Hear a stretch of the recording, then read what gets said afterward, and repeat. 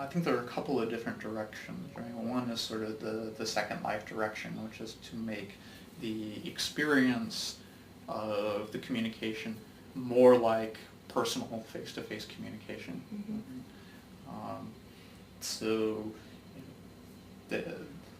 that direction is going more towards sort of, you might think of it as a group webcam almost, right? So instead of having a one-to-one conversation using Skype or MSN or something, we're now having multiple person interactions with the same sort of feel, a very sort of real life, you see the person kind of feels. The issue with that is that as you go to more real life feel, you lose all the sort of textural background. Oh, you mean like textural background? If you go into a blog, before you comment, you read everybody else's comments, right?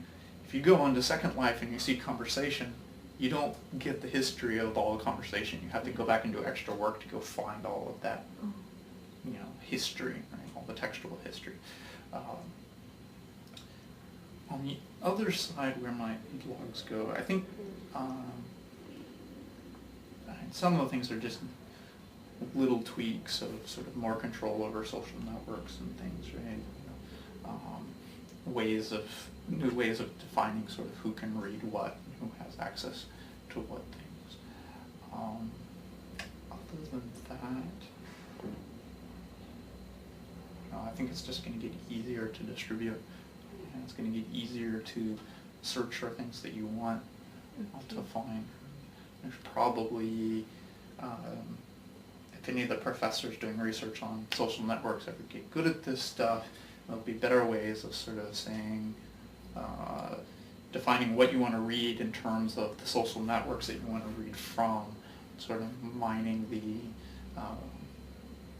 ability to search what's going on through a social network, right? So normal people go out, and if they want to find out what's a good place to eat, they go ask their friends, right? And they know who of their friends like what kinds of food.